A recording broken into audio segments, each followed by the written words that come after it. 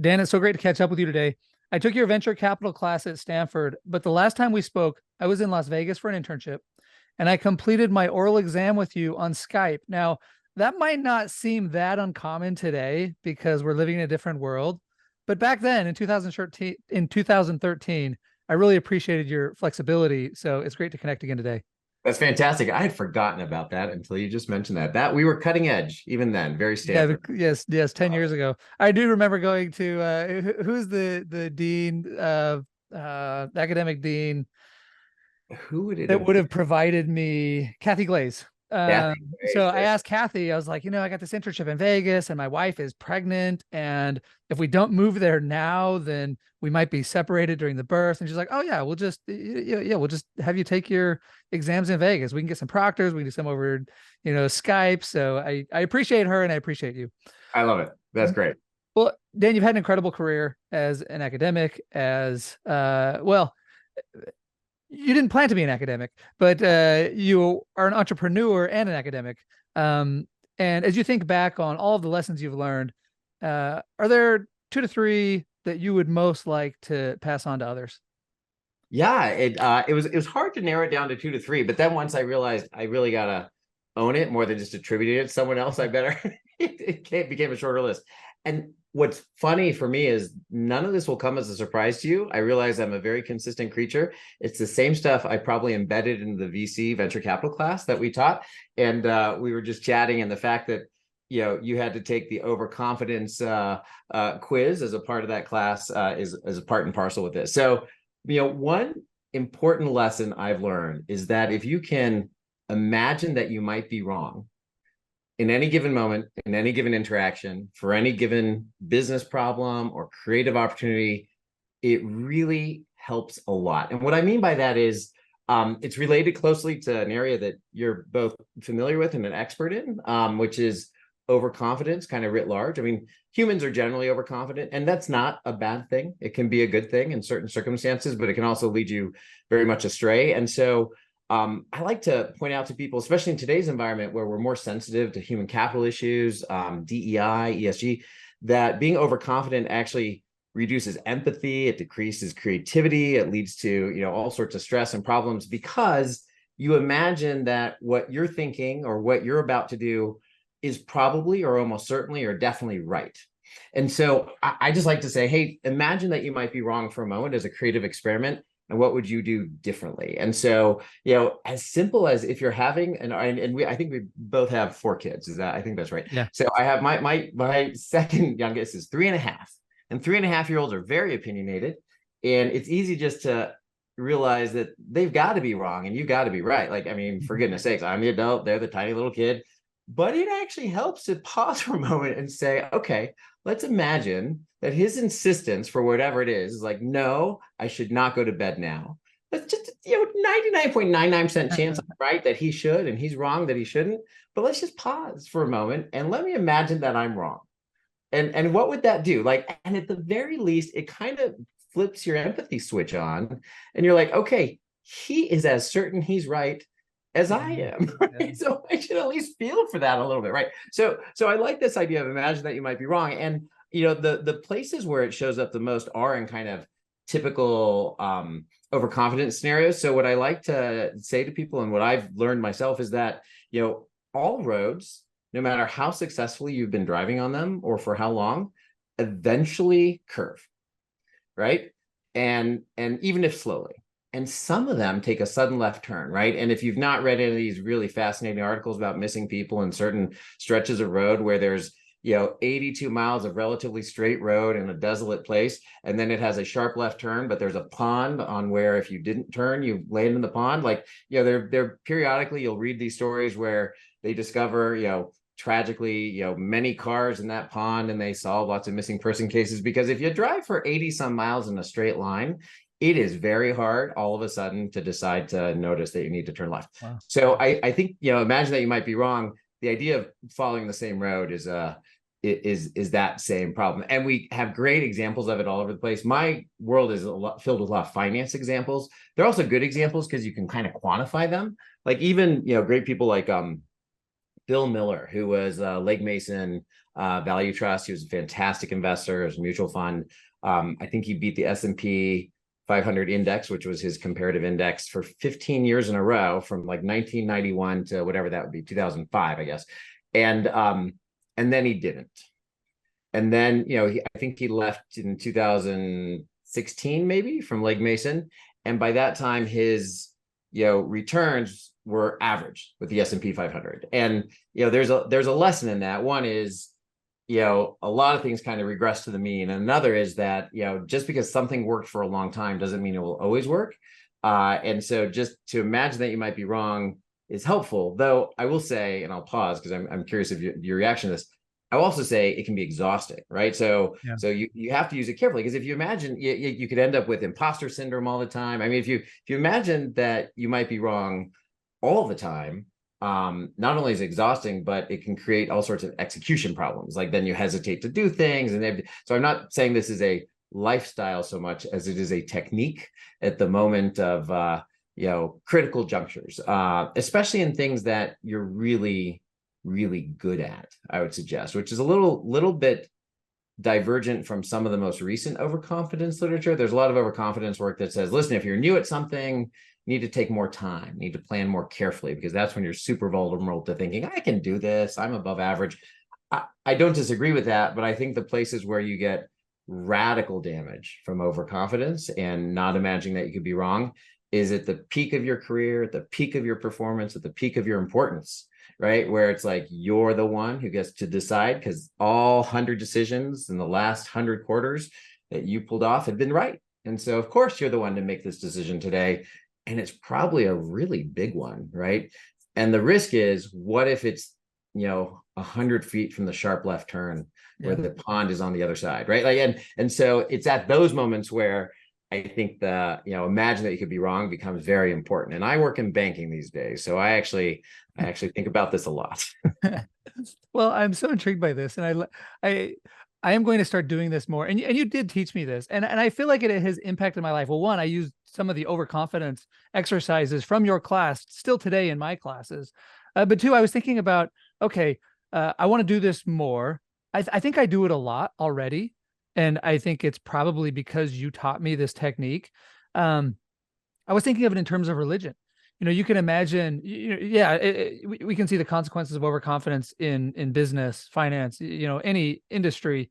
The people who are so certain, without a doubt, and there's no possibility that they're wrong about their belief in God or their belief in no God, on either extreme, it can be really difficult to connect with people who can't even imagine a scenario where they might possibly be wrong. But we can't do that too much, right? Because if we're constantly all day long questioning every little thing we do, so there's like this balance. Yeah. No, that's it. Well, so it's interesting how you raise that. I think, my last 10 years after being pretty confident that overconfidence was a big problem has been almost an experimental laboratory in boards that I work with or that I'm on, or some combination, trying to solve that. Because boards of directors are kind of a hotbed of overconfidence, most of the time to the good, but a lot of the time with some risks. And what I mean by that is you got former and current CEOs in high-powered, high authority, high respect positions. It's kind of a big, and they tend to be wealthy. We know that if you're well-educated, you're smart, and you're wealthy and successful, and we're a senior executive, those are like the leading indicators of overconfidence. And again, it's not a bad thing per se, but so boardrooms are just filled with that. And so I've tried to come up with ways in which you can soften the blow around this, idea of being so certain. And one of the religion example is a good one, where you can't say, well, you should really think about whether or not you're right or wrong. You might be wrong. And I'll think about if I'm wrong too, right? That doesn't go over well in that kind of discussion. But what you can often say is, you know what? I bet neither of us is exactly right. Right, which is a subtle shift, but it's so much more palatable from an ego viewpoint. No one, well, I shouldn't say no one. There's some Silicon Valley icons maybe who would probably say this, but few people will say, I am exactly right all the time, right? Like it's just not a reasonable thing to say as one human to another. So even in a very fraught discussion around politics, religion, those hard things, where you have these entrenched views, you can, in my opinion, and you find this in boardrooms on like difficult topics, you can soften it and chip away at that kind of like ossification that locks people in by saying, well, you know what, let's maybe agree that neither of us is exactly right. Right? This is highly unlikely, right? And people will say, that's fair. I'm not conceding anything, but okay, you're right. It's unlikely I'm exactly right, but you're not exactly right either. And you can go from there. So I like that technique. And then another technique, is to just tell people that you're willing to change your mind, right? And if it's genuine, I think it works quite well. I think of myself as an evidence-based person, but what I found is I'm an intuition, emotion-based person who's willing to correct later. Right? So I'm very analytical, but 20 seconds into something, I'll have an opinion and it'll be oddly strongly felt. And then if I reflect on it, I'm like, does this deserve the strong feelings I have? And the only thing I can do about it is be open to the idea of changing your mind, which then you got to kind of own. I do worry about the current environment where sometimes we seem to punish people for changing their mind or for their positions. And, I get that a little bit, but I worry that that's not you don't want to say you get one time to decide your position and then that's it. If you ever change your mind, you're wishy-washy. Anyway, I don't know if that helps, but it feels like it helps when I do stuff. Well, I've had that experience where I will feel so strongly about something and it'll take, some nudging and some debate. And then I change my mind. It's like, why did I hold so strongly to that? In a paper, I'm writing a paper, about that word or about that concept or about, this theoretical construct. And so I think we're all prone to it. And that was my very first academic publication was on this question of, does overconfidence actually exist or is it a laboratory artifact? And our conclusion was, it exists. And especially in those boardrooms where you've had the selection tournament where the cream has risen to the crop a lot of times because they are great performers, but it can be really hard to recognize when sometimes, things just lucked out and we were the beneficiaries of some things that just went our way. So that's my favorite experiment that was only preliminarily set up. And actually, I just looked it up to see if University of Arizona and Vernon Smith, who went on to win the Nobel Prize in economics for the much better renamed behavioral economics, as opposed to what we called it then, experimental economics. And it looks like this experiment never reached a final stage and was conducted and written about. But it was one of my favorite ones, and I left only after we kind of set it up and prototyped it. And basically, we would gather lots and lots of people, and on an honor system at first, they would take a coin that we gave them, was a quarter, US quarter, and they'd flip it, and they were supposed to, in their head, set whether it would show up heads or tails. And if they got it right, they remained standing. If they were wrong, they sat down and we handed them like $5 and then they left the room. And then when you got down to, just a smaller number of people at, the 5 or 6 sequential guessing it right point, then we had a bunch of TAs and research assistants, have them write down what it was, and then they'd flip it and they'd verify it so it was more valid. And the whole point of the experiment, again, we never really took it to fruition, but it was evident even from this preliminary work. The whole point of the experiment was to see if people's view of their ability to call the coin flip changed as they were. And let's be clear about this, coin flips are serially uncorrelated. And as far as we know, your ability to figure it out is random, right? So you might be wrong, but as far as we know, I'm open to the possibility that I'm wrong on that basic premise, but I'm feeling pretty confident about it. Right. But people really change their attitude. And the way we test it is we would give them a choice of doing it again, right? So thinking they'll get it right again, or giving them money that on a pretty quick math basis, that it's better to take the money because the random probability of getting it right and getting more money later was lower than the current money would give you. So we were basically incentivizing people, if they were thinking rationally, air quotes, they would take the money and sit down and be like, thank you for the money. But if they thought somehow they had a special momentary hot hand or power, they would keep flipping.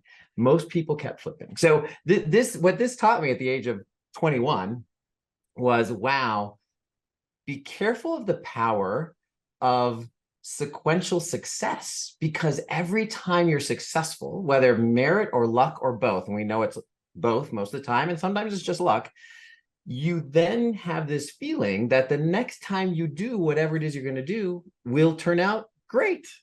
And hence is born like the extra energized version of overconfidence, where you need to pause and say, let me imagine for a moment, if I'm wrong, what are the consequences? What should I do or what shouldn't I do? So I just love that experiment, which apparently never came to like publishable fruition. But Mark Twain nailed it, when he said, and I'm paraphrasing, I'm not quite getting it right, is it's not the things I don't know that gets me into trouble. It's the things I know for sure that just ain't so, right? And I actually have that on my paraphrase version on my monitor right there, because yeah, the biggest mistakes I've made are when I was so sure I already knew something. When I don't know anything, I ask questions, and I tend not to make as many mistakes because I won't make decisions. But when I'm sure I know something, boy, that's when I make the bigger mistakes. Anyway. This has been fascinating to me for a number of reasons. One, like I said, the very first publication I had was on overconfidence. And the very second publication I had was on overconfidence. And I don't know if you've ever had this experience, Dan, where you've become a certain way, you think a certain thing, and then you like either see a TV show or you read a book, you reread a book, and you're exposed to this way of thinking, and you're like, oh my gosh, this is why I think the way I do, is because of this thing I read 20 years ago and I had forgotten I had learned it from this place. So I don't know if that's ever happened to you, but I loved your class when I was taking it. And I remember the overconfidence, some of the simulations we did that I still use in my class today. But so much of my thinking about overconfidence, I'm realizing I can attribute to you, and I had forgotten how much you had impacted me. And when I started doing my PhD and I'm researching overconfidence, I'm very interested in overconfidence. And I think I had failed to appreciate how much your class and your teachings had impacted me, because, seeing your face and hearing your voice and hearing you talk about these things again, it's like, oh yeah, we did spend a lot of time on overconfidence in that class. Well, that's the kindest and most inspiring thing you can say to an educator. So gosh, thank you. No, I'm so happy that's the case, that you've run with it and are spreading even more interesting and fun ideas to others. That's great news. I love Well, that. and I love these, these interventions or these fixes, maybe both of us aren't exactly right, or, I might be wrong. So anyway, I love these. I am going to, I haven't used those phrases when I teach overconfidence. I'm going to start using those more. I'm going to think about them. I'm going to share them with my wife and my children, and like I said, my students. So this has just been so much fun for me to reconnect with you and learn new things about overconfidence from you. I could listen to you for hours, and luckily I did get to listen to you for hours. But I just, again, want to say thanks so much, and have just really enjoyed chatting with you today. Oh, it was a great pleasure. I'm glad for the opportunity to talk, and look forward to seeing you again soon. Let's make it less than a 10-year gap next time. Great. I'd love to. All right.